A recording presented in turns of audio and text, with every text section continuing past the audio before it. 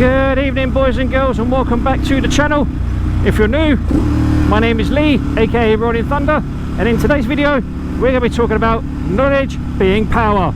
So sit back, relax, grab a cup of tea, and let us get into the video.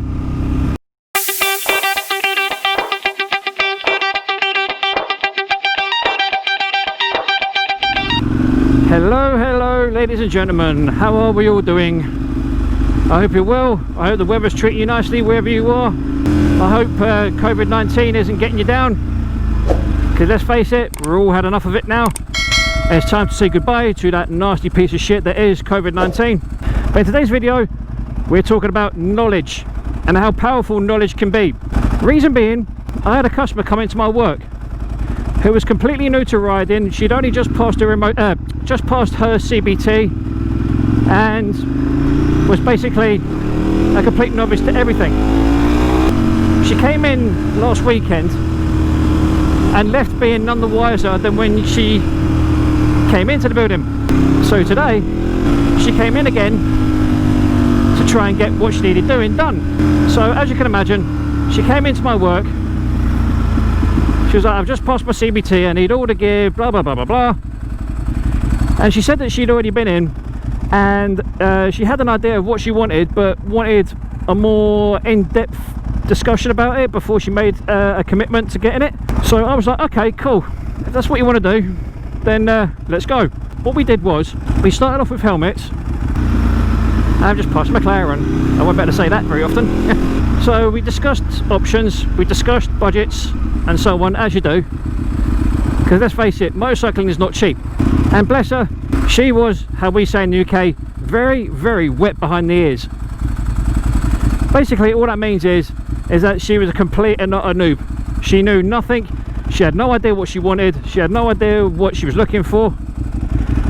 And basically she come to me and was like, look Lee, I don't know what I want, please help me. So naturally I did just that. So this is how it went down.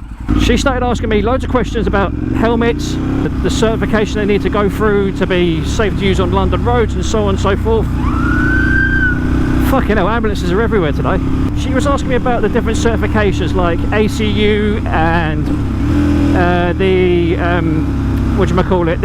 ECE 2205 standard that all helmets need to go through to get, or should I say, they all need to go through the same testing, otherwise they're not safe for road use.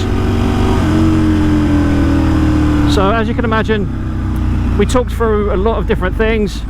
We talked through a lot of different styles of helmets, different brands, and then she ended up she was asking me about what the gold sticker was. Now if any of you know what the gold sticker is, it is basically a certification for race use, and not every helmet on the market gets it.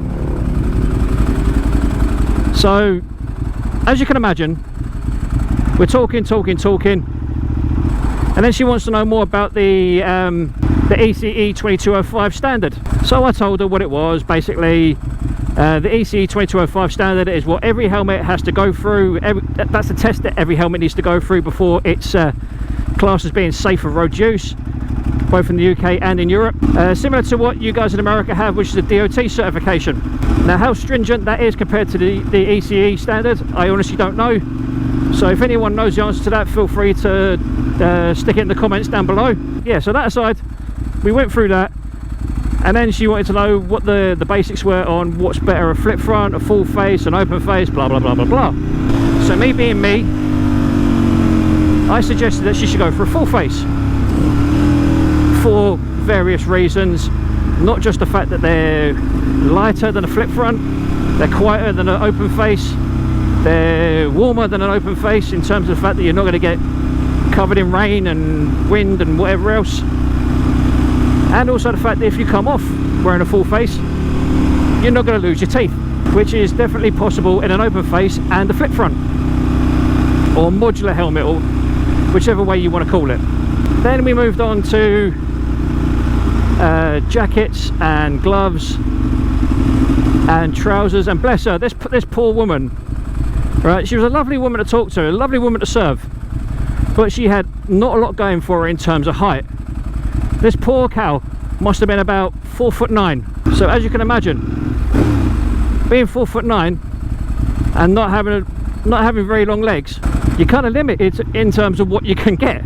So we tried her in some Kevlar jeans, we tried her in some textile trousers, none of which really worked for her, but we tried. In the end, she decided to go with some Kevlar jeans, which she said that she was going to end up altering. And okay, fine, if you're comfortable with doing that, then you knock yourself out and do it. I personally don't feel that comfortable in doing so, but you know, she was happy enough. Jackets wise, she got a decent racer jacket. I think it's called the Biarritz, which is basically a mid-level jacket with a decent level of waterproofing, decent level of thermal properties, or decent thermal base layer, should I say. D30 armour in the elbows, shoulders and back, and she went with Kevlar jeans.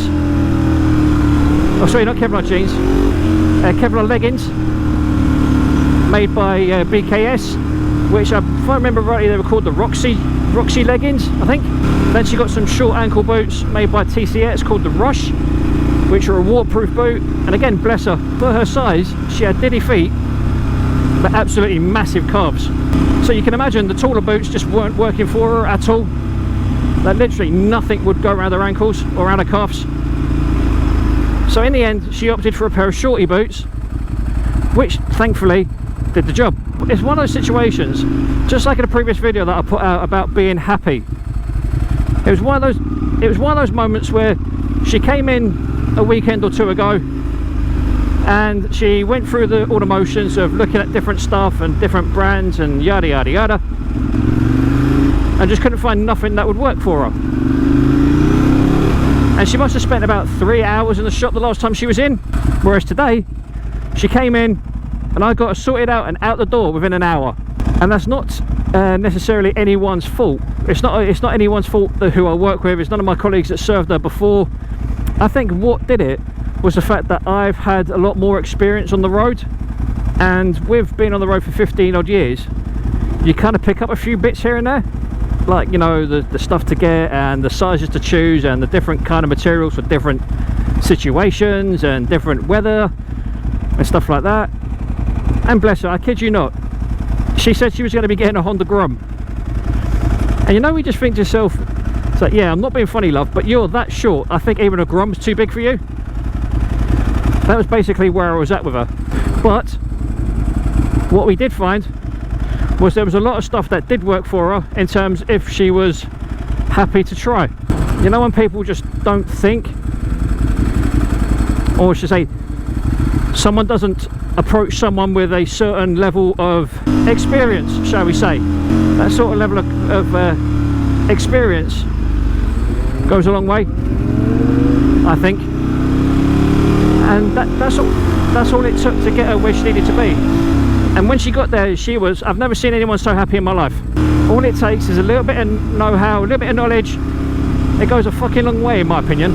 It's one of those things where if you know what you're doing and you take your time, anything is actually possible. It really is.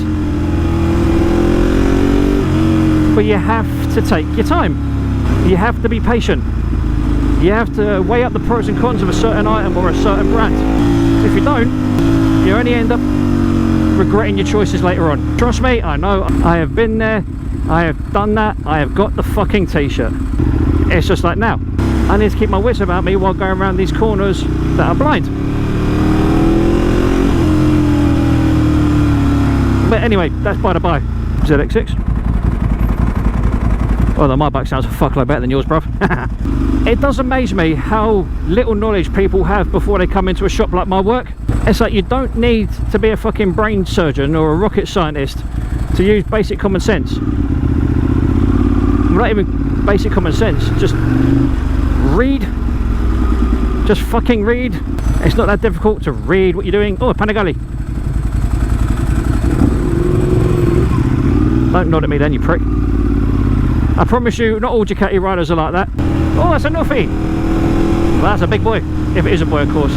But anyway, guys, the point I'm trying to make is that knowledge is power. If you can go into a situation, whether it's work or business or shopping or anything really, if you go into that situation with, you know, if you go into the situation armed with the correct information and the correct knowledge, you will put yourself in a much better position. And it works in all walks of life. You know, when you're bargaining for, I know, when you're trying to haggle someone down in a supermarket, or trying to haggle a good price on a car, those little things will help make things better. You know, it's just simple common sense knowledge. If you have the knowledge, you have the power. It's like, for example, you wouldn't catch me going into a bike dealership and just buy a bike without fucking looking at it or test riding it, or even so much as hearing it running. You'll never hear me do that, or you never see me do that. It doesn't matter if I know the dealership or not, you will not catch me doing that. Having the knowledge and having the information to hand, whether you write it down or you have it on your phone, or you've got it saved on a tablet, or even on a bit of paper, if you have that knowledge, you have the power to get what you want out of the situation. And that's literally in every walk of life. If you're clever about it and you use your brain, anything is possible.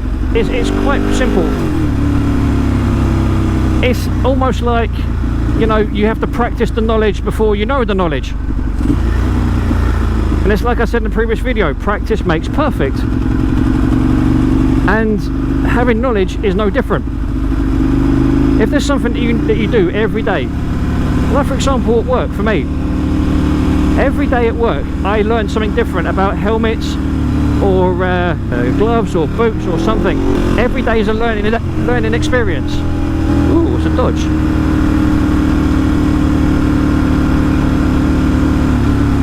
It's a Dodge.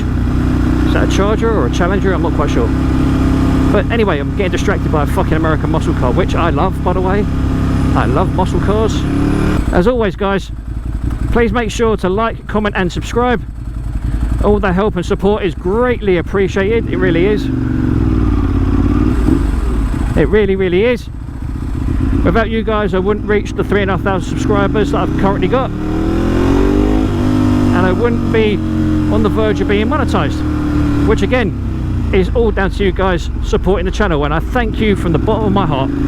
Like I said, this video is just to give you a bit of an insight on, you know, what it's like to be in the know, to have the knowledge to go into a situation and get the right result. And these little things are what can really help you in life, and not just on a bike and not just shopping or whatever. Having knowledge is always the key to everything in life, every walk of life. If you've got the knowledge, you have the power, you have the momentum, you have the leverage to get things the way you want them. You really do. Also, ladies and gents, I would just like to say, if we get to 10,000 subscribers, I will be looking to do a giveaway.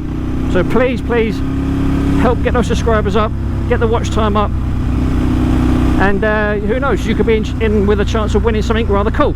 So for now, ladies and gents, this is Lee, aka Rollin Thunder, saying look after yourselves, look after each other, be safe on the roads, stay away from COVID-19, and as always, adios.